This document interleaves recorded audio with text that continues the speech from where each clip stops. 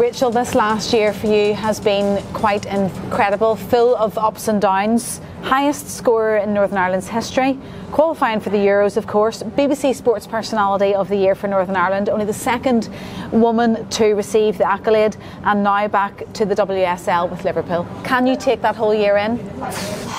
If I was to say I'm going to break my leg in the first game of a playoff, you know, it's devastating, but then I look at the bigger picture, and these things are meant to happen, they're meant to test us, and it was meant to, I guess, bring the squad closer together. And, you know, the Sports Personality of the Year, yes, you could say that's an individual award, but I think I said at the time, for me it's a collective. I would not have even been thought of if it wasn't for what the team had achieved. We win, we lose as a team, so me getting that award, it was fantastic to, I guess, put the Northern Ireland senior women's team out there to win a league and be preparing to go into a Euros. I mean, it's a bit of a dream, you know. It's crazy when you think about it. It's been a fantastic year, and I mean, it's really kind of setting me up for hopefully what is a successful summer. Can I just as well ask you about the message you received from David Haley when you broke his record? What did he say to you?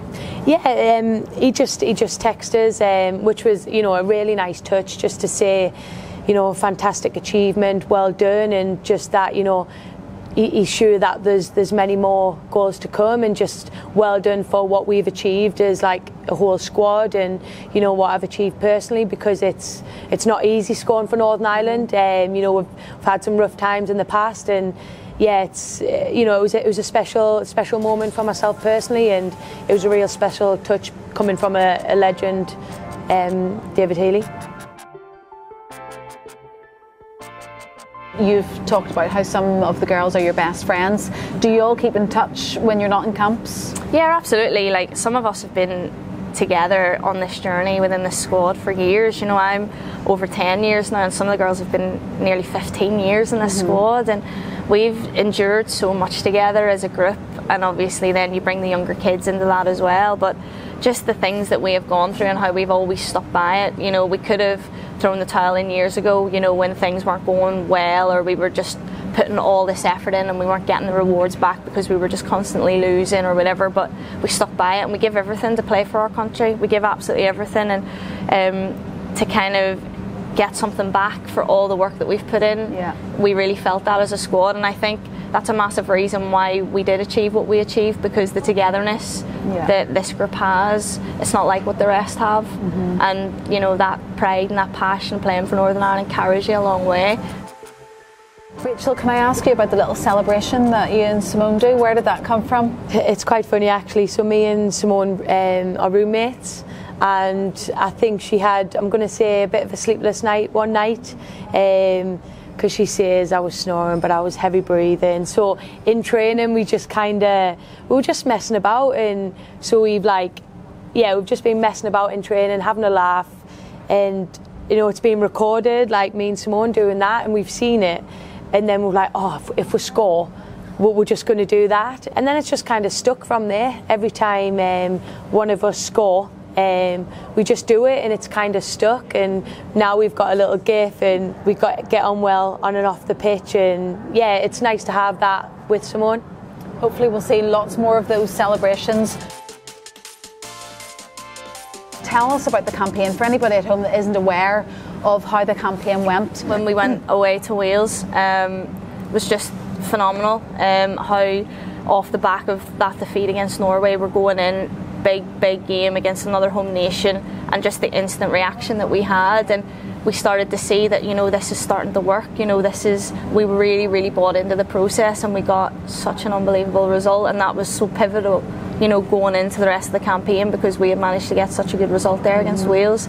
And then, you know, we had some crackers, obviously Belarus away, going down to 10 men, Furness scoring, having to hold on. You know, that's one of the best moments in the campaign, was the end of that game, because we realised from that moment that it was in our hands. This was in our control. If we want to get to the playoffs here, it's on us. And I think it was just for the first time we all believed that we can go and do this, and it was just such a fairy tale story, just from how you look at that very first game against Norway and how, you know, people would have looked at that and seen that we got hammered and we're trying to play out from the back but we're not good enough, and how we just trusted that process. So all of us on a little iPhone were watching the end of the Wales game, and when we're all watching on one phone. Yes, we were all crowded round. Some of the girls didn't want to watch it. It was a very, you know, nervy moment. It was more nervous than the game we'd just played. It's hard to describe the feeling of us all waiting for that full-time whistle. And when that full-time whistle went, I'd actually love if a camera was in there, because the eruption in the changing rooms was unbelievable, and it was actually such a special moment for the group. And I think there was a few tears, there was hugs, there was bottles flying everywhere, everybody was jumping all over. It was, girls, it's in our hands, we can actually really do this. So that moment right there will live with me forever. And then of course you had the 2 games against the Ukraine, because again you're going into that as underdogs. Did you always believe as a squad we can do this? You have to, you know, when you reach something like that, like a playoff, I mean, it's something that none of us had ever experienced before, but you've got to go into it believing that you can, otherwise what's the point in being there? Naturally our whole lives we've been underdogs, and we knew going into that we were underdogs, and we knew that no matter what happens, what we had achieved to date was already incredible. But I think, you know, once you get to the game itself, you've got to believe that you can go and do it. We were within touching distance of something incredible. And I think the gap between the 2 games was probably the hardest part. Yeah. I think you almost just wanted to play the game straight away, because you don't want to get too excited. You know, I remember at the end of the first game, Kenny's screaming at us not to celebrate, don't celebrate. Yes, I remember watching that. Yeah, because we were all like, you know, we're within touching distance here. He was going like this. And he was like, yeah, stop celebrating. So then it just felt like an age between the 2 games, you know, because you're so close and you just want to start thinking about it, but you can't, because you've still got another massive 90 minutes ahead. And then obviously we knew what we had to do, and everyone was just so focused on what we had to do.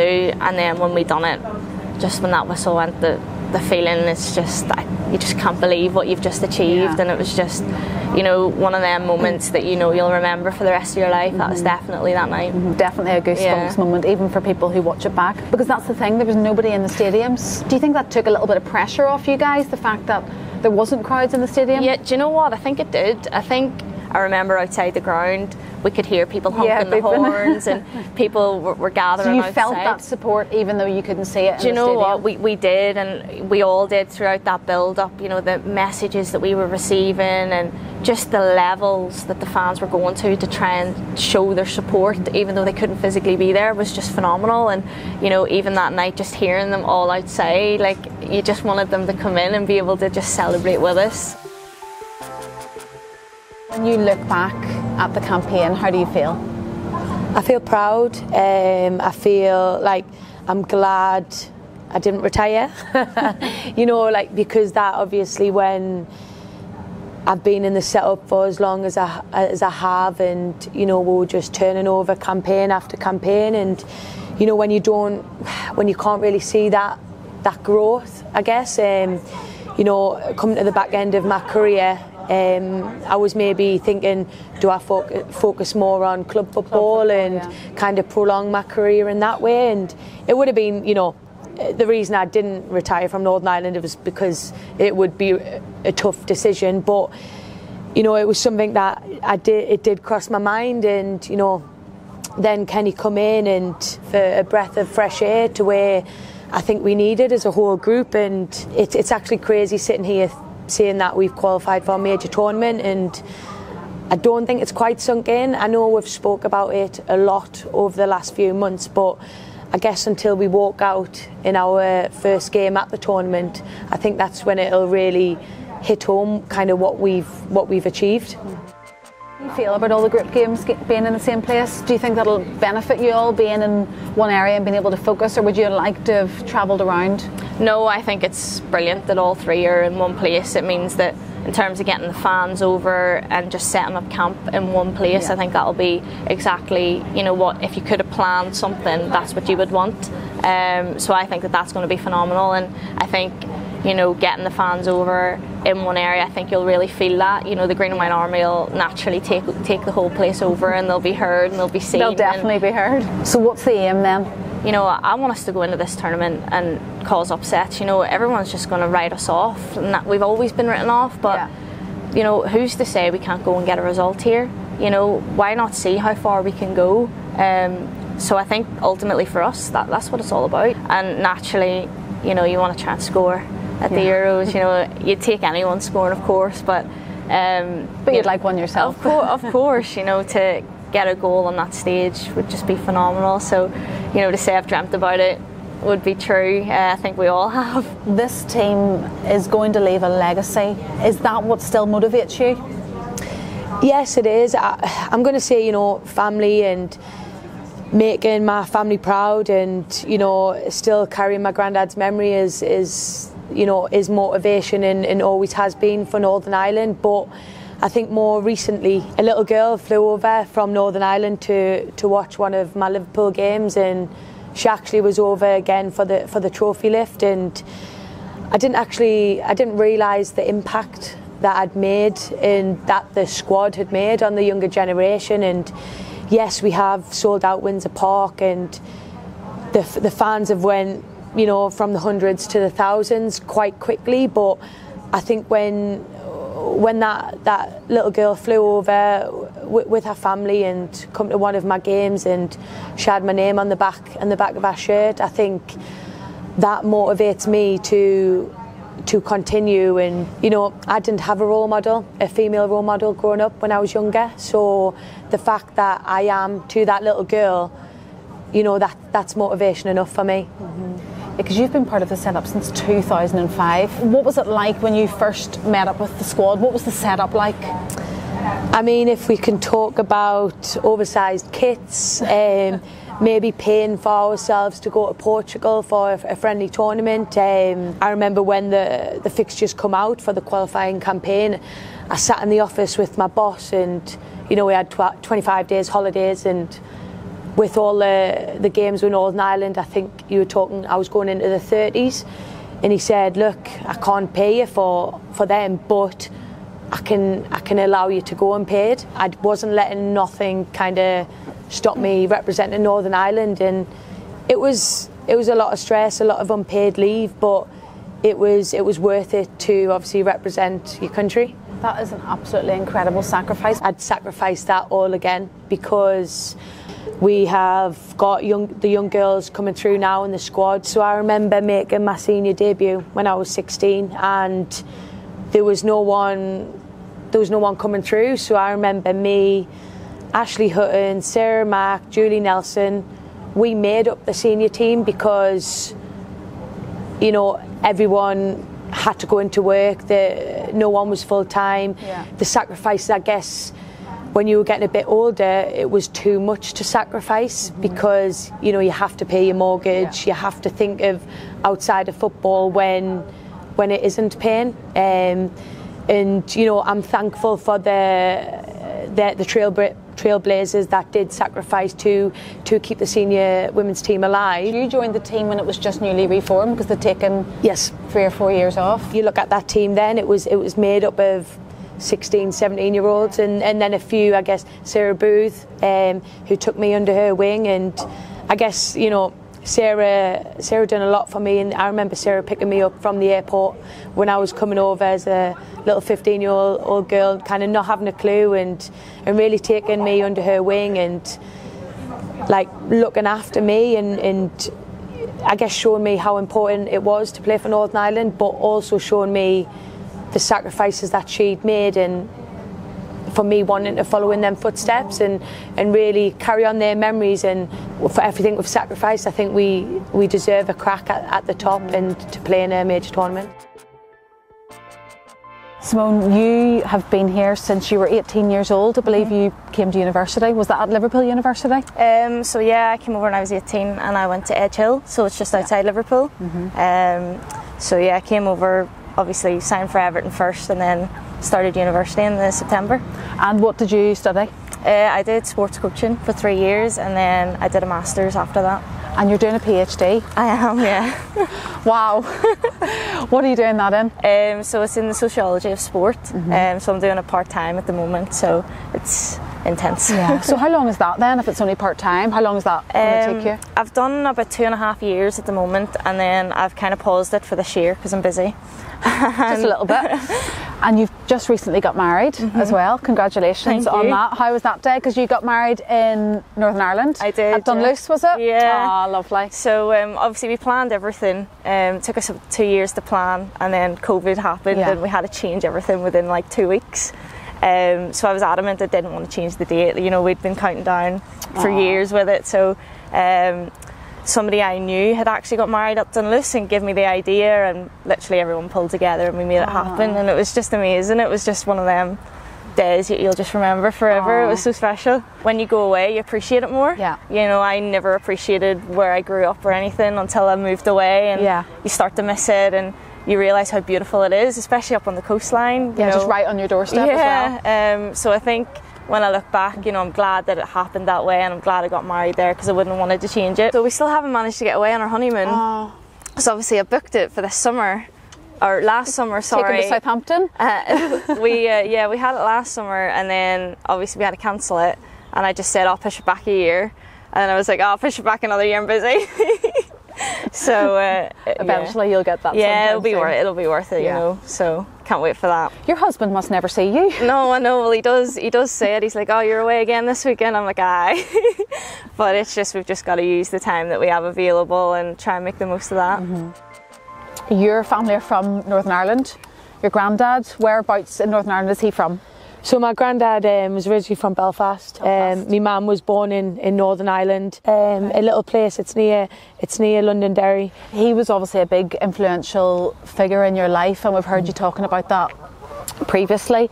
Did you go on visits to Northern Ireland to see your granddad? Did he come over to where you were, or what was the setup at the time? Yeah, so my granddad actually moved away from Northern Ireland when he was in the army, and met my nana and set up life in England. So from an early age, my mum got brought over to England, and we all got brought up here. My granddad did promise us that he would take us to Northern Ireland to meet all the family. He used to go over every summer with his car, and I just remember he used to drive on beaches. That kind of just, that memory sticks with us. And he said he'd always take us over, but unfortunately he passed away when I was 15, so I didn't get that opportunity. But yeah, he always, I mean, he was a proud Irishman. Like, he loved Northern Ireland, and you know, just I remember him speaking of it when I was younger, and obviously when I had the opportunity to represent Northern Ireland, I couldn't turn it down. Carrying on my granddad's memory, which is, you know, something that means a lot to all of us. Yes, I might not have been born in Northern Ireland, but you feel Northern Irish? Yes, yes, very much. You know, accents aside and all that, I really feel proud of what I represent, and you know, the people I resonate with. It feels like home. It feels like a part of me. So it makes us, you know, very proud. What was the team that you all supported as a family? Was it Manchester United? It was Manchester United, but then my brother decided to change, and he's now hardcore City. Oh, so you've got to keep that in. What age did he change? He must have been about 14, I would say. That's quite old, just to change allegiance to a team. But it wasn't even that he just changed. He went extreme, extreme, and you should see him now. And you're still friends, though. Yeah. Whenever the derby used to be on, he used to be upstairs and we used to be downstairs. What about other sports growing up? Did you play anything else? Cross country. I think I was Northern Ireland cross country champ at a time, or something random like that. Okay, don't just throw those facts out there as if it's so casual. We'll need to find that out. I remember I used to be playing county football, but through my school I had the cross country race, so I had like my shin guards on and my kit, and I'd be like, right, be right back, I'm just going to go run this race, and I was running in my boots and my shin pads. And you still won? And I won, and then I had to run from like the finish line up to the pitch, and then the game was waiting on me, and then I just went straight into the game. And I look back, I was like, how did I do that? How did I have the stamina? How on earth did I do that? Yeah. When I do retire, I want to make sure that I've left Northern Ireland in a better place than when I found it, and that is being a role model, and showing girls the pathway and showing them that it is possible. Don't talk about retirement yet. It's too soon for that. Do you know what? When I was reading about you, what age was it when a doctor told you that you probably could never play football again because you literally had no cartilage left in your knee? Is that right? And that was a long time ago. No, it was. And look, those knees are still fine. 15, 16, 17, 18 years ago, you know, it was quite a long time ago. And I just went in, I'd hurt my knee over a number of games, and after months and months of taking the impact on the knee, one day it just wasn't okay, you know. It was very much, oh, we're going to go in, we're going to operate and clean up the knee. And, you know, as a young girl, you just, okay, like, I'm in the best hands, you're the specialist, you know what you're doing. I guess I was just a normal person, just going into the NHS and the fixing my knee to give us a quality of life, not necessarily to go and play football for the next 10, 15 years. He brought me in a room and said, look, I've removed some of the cartilage, but I've had to take a lot, and the rest will kind of disintegrate over a few years. So, and straight away I was like, so what does that mean for football? Bit teary, and he's like, oh, well, you know, I suggest that you don't play football again. And trying to take that as a young girl, I was like, well, what do you mean? He was like, look, if you play football, you'll probably need a knee replacement by the time you're 30. So, you know, I'm 33 now, so... And I actually had I think it might have been 2.5 years out of the game, to where, you know, I can obviously openly honest and talk about it now, to where, you know, my mental health took a hit, my overall wellness, how I was looked after myself just wasn't okay, but my diet wasn't great. I wasn't eating or doing the right things because I just thought, oh, I can't play. I can't exercise at all, that's me. And, you know, I was probably going through a bit of, you know, depression with it, not kind of realising, like, now I can look back and go, yeah, I was in a bad place, but I don't know what happened, like some switch, you know, it was maybe two and a bit years in, and I was like, you know, I just started to go to the gym, started to try and run a bit more, and I guess over what I've learned over the last, you know, 5-10 years is how to manage my body, how to manage my knee. And Ashley Hutton, she played for Leeds Met at the time, and I played against her, and she was like, Rich, you know, come back and play for Northern Ireland. And I was like, you know, it's gone, like, I'm not at that level anymore. And I remember, you know, a couple of days later, I got a phone call off Alfie being, oh, I've spoke to Ashley, she's, why don't you just come to this friendly, we're playing against Scotland in a couple of weeks' time, just come up, you know, no pressure. And I was like, look, Alfie, I'm not at that level anymore. And, you know, I guess I couldn't say no though. I remember, oh, you'll get 10-20 minutes. I think I must have played the whole game. I actually scored. I think we got beat 2-1, and it was like a snowball from then. Like, it was, the hunger was back. I was like, you know, if I try and look after myself the best I can, I can still play at a high level. And I guess it's shown over the last, you know, however many years I still can, with understanding coaches and great physios. So that's absolutely an incredible story. It actually made me feel really emotional that at 15, 16, 17 you thought football's over, and look at where you are now. That's absolutely incredible. I think we need to wrap those knees up in cotton wool for a little bit of bubble wrap for the next couple of weeks. Who were the idols then for you growing up? Obviously, being a United fan, David Beckham was my hero as a kid. I used to be a winger, so obviously when I was a kid growing up, and Beckham was the best in the world at whipping a ball, so he was always my hero. But I suppose didn't really have any female role models to look up to, you know, and it's not because there was none, we just couldn't see them. It wasn't accessible for us, so all my heroes were men footballers. So I think that's the beauty about now, that young kids can actually look up and see that there's female role models out there, which is just good to see. That must make you so proud to look at that and see that those girls do have that pathway that you didn't have. Yeah, exactly. Like, I've got a little niece and she's only 5 and she's already in a pathway. And is this your brother's child? Is she a City fan or a United fan? City. Oh no. There's not much we can do about that one. But it's just, you know, I look at her and I look at the opportunities that she has that I didn't have. You know, I was 5 and I was just having to roll my sleeves up and crack on with the boys, which I suppose wasn't a bad thing, but it's just so nice for her to have the option that there are girls teams, and you know, that starts right from she's what, 4 or 5, you know, and that's it. Her whole journey could be mapped out for her if she wants it to be, whereas that just was not available for me. I know, so it's so incredible nice. to see. Thank you very much to Rachel and Simone for joining us for our last episode. I hope you've really enjoyed the series and getting to know the girls. What's left to say is we're on our way to Southampton.